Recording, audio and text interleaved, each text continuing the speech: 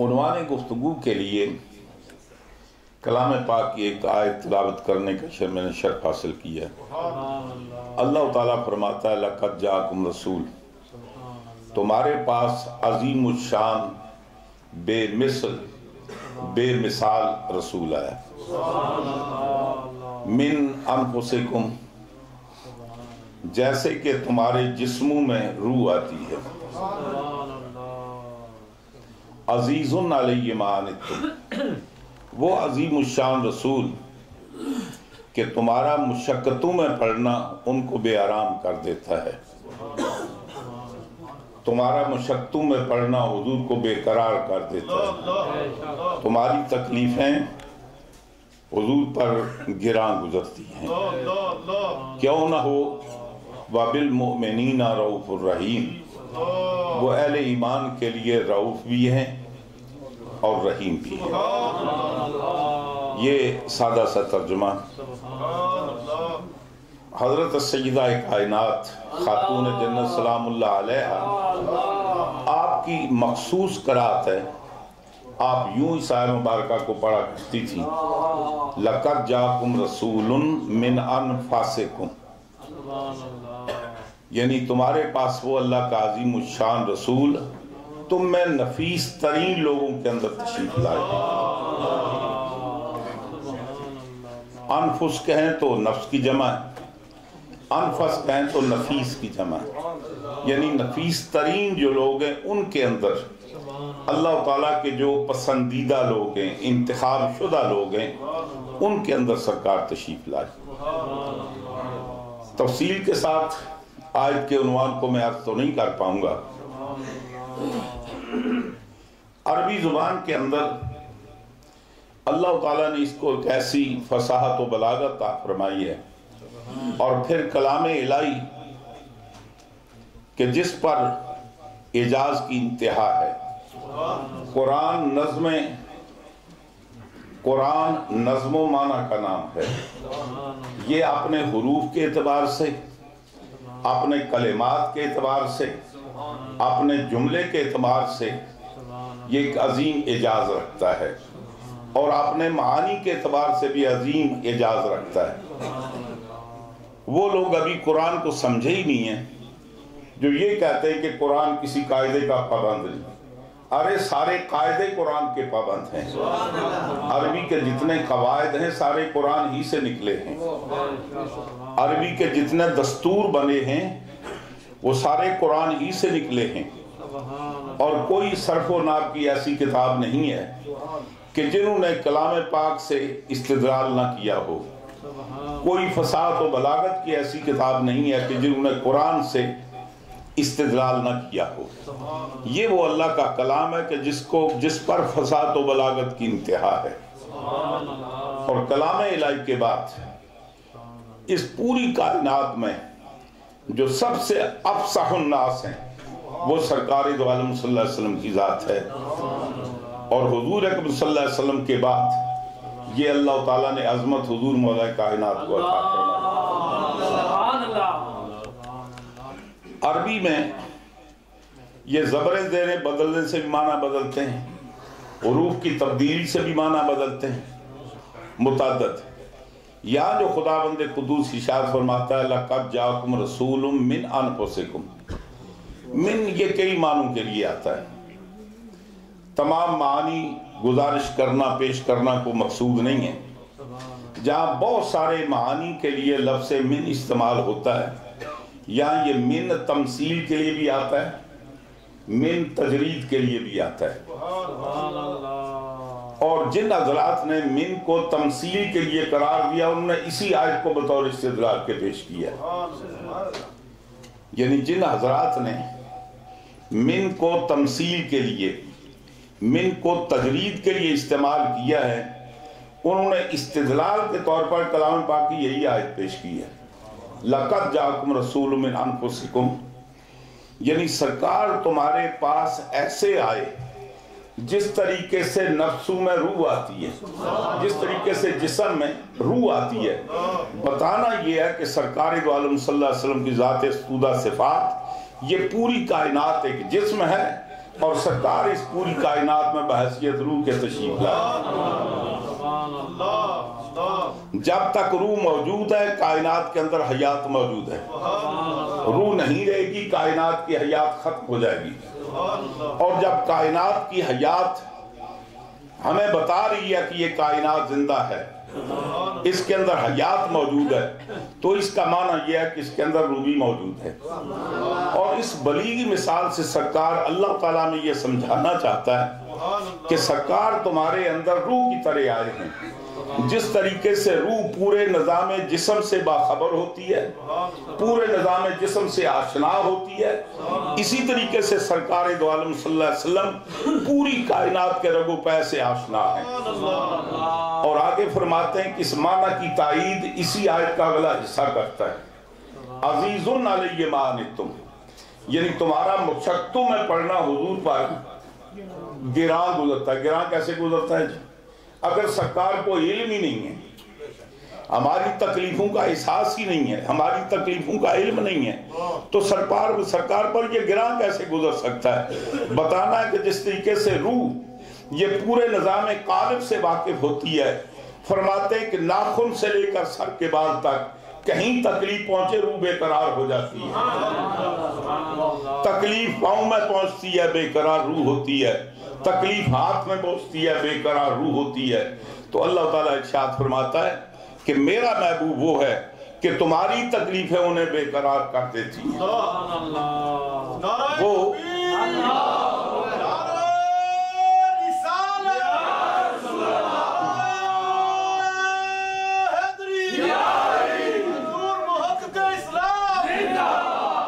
حسن میاں کہتے ہیں، آپ حضور کی اس عظمت کو بیان کرتے ہوئے فرماتے ہیں کہ چشم بے خواب کے صدقے کے بیدار نصیب، چشم بے خواب کے صدقے کے بیدار نصیب، آپ جاگے تو ہمیں، آپ جاگے تو ہمیں چین کی نیند آئی ہے، آپ جاگے تو ہمیں چین کی نیند آئی ہے۔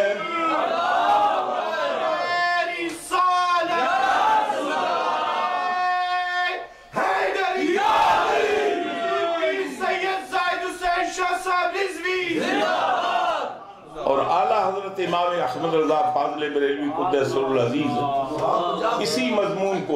اسی مضمون کو بیان کرتے ہیں، فرماتے ہیں وہ جو نہ تھے تو کچھ نہ تھا، وہ جو نہ تھے تو کچھ نہ تھا، وہ جو نہ ہوں تو کچھ نہ ہو۔ نعرہ تکبیر، نعرہ رسالت، نعرہ حیدری، حضرت مفکر اسلام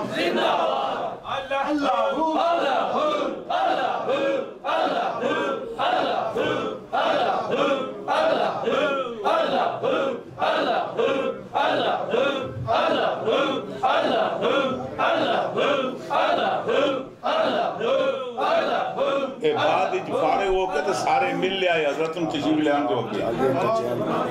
نعرہ تکبیر،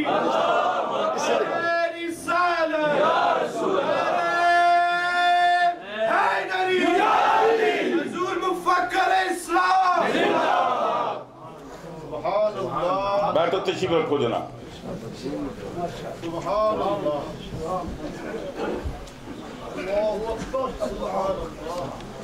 آپ فرماتے ہیں وہ جو نہ تھے تو کچھ نہ تھا، وہ جو نہ ہوں تو کچھ نہ ہو۔ فرماتے ہیں جب سرکار نہیں تھے اس کائنات کا وجود نہیں تھا، اور اللہ تعالیٰ ارشاد فرماتا حدیث قدسی لولا کلمہ خلقت الافلاق، اے محبوب اگر آپ نہ ہوتے میں اس کائنات کو نہ پیدا کرتا۔ کئی ملا لوگ ڈنڈی مارتے ہیں، اگر آپ کو پیدا کرنا مقصود نہ ہوتا تو میں کائنات کو پیدا نہ کرتا، یہ معنی کدھر سے آیا؟ लौला का माना यह है कि आप ना होते पहले से तो इस कायनात को वजूद ना मिलता। तो वो जो ना थे तो कुछ ना था, वो जो ना हूं तो कुछ ना हो। जान है वो जहान की, जान है तो जहान है, जान है वो जहान की, जान है तो जहान है। और ताजदार गोला रईसुल मुजद्दिदीन हजरत किबला आलम पीर मेरे शाह साहब गोरी फरमाते हैं, इस सूरत नू मैं जाना खां, इस सूरत नू, ये जो तुम्हें मक्का मुअज़्ज़मा में तवाफ करते सूरत नजर आती है, ये जो तुम्हें मदीना पाक में यतीमों के बोझ उठाते नजर आते हैं, ये जो मदीना पाक के बेनवाओं के काम आते नजर आते हैं, फरमाते हैं इस सूरत नू मैं जाना खां, इस सूरत नू मैं जाना खां, जानान के जाने जाना खां, जान आखा के जाने जाना खां, सच्चे आखा ते रब दी शान आखा, जिस शान तू शाना सब बनिया। और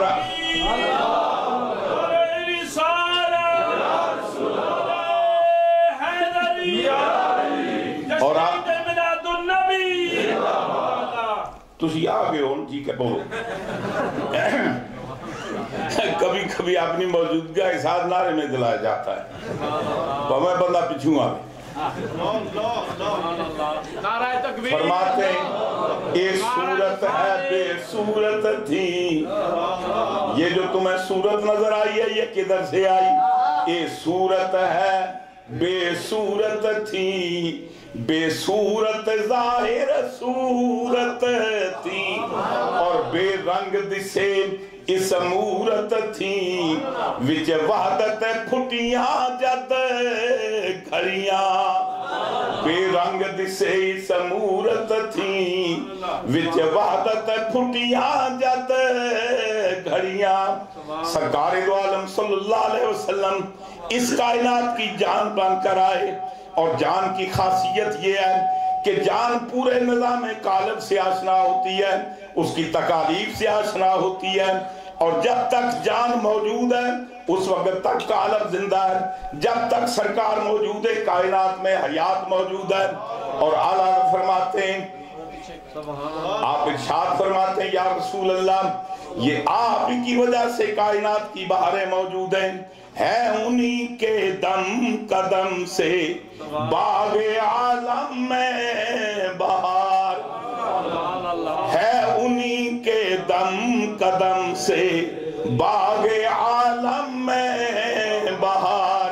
वो न थे आलम न था, वो न थे आलम न था, गर वो न हूँ आलम नहीं। तो अल्लाह ताला फरमाता अज़ीज़ुन अलैहि मा अनित्तुम, मेरा महबूब वो है कि तुम्हारा मुशक्क़त तुम्हें पढ़ना, तुम्हारा तकलीफ के अंदर मुब्तला होना मेरे मुस्तफा पर गिरान गुजरता है। जैसे पहले मैंने शेर पढ़ा, हसन मियां कहते हैं, चश्मे बेखाब के, चश्मे बेखाब के सदके के हैं बेदार नसीब, चश्मे बेखाब के सदके के हैं बेदार नसीब। आप जागे तो हमें, आप जागे तो हमें चैन की नींद आई है। मेरे मुस्तफा ने जाकर क़यामत तक के लिए उम्मत को सला दिया।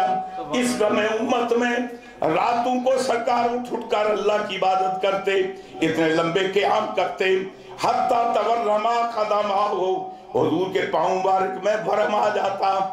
तो अर्ज कर रहा था कि मेरे मुस्तफा इस कायनात की रूह बनकर, इस कायनात की जान बनकर तशरीफ लाए, और उसकी ताईद अगले लफ्ज़ से होती है कि सर तुम्हारा मुशक्क़त में पढ़ना सरकार पर बहुत गिरां गुजरता है। इस उन्वान पर बहुत सारी बातें कही जाती हैं, लेकिन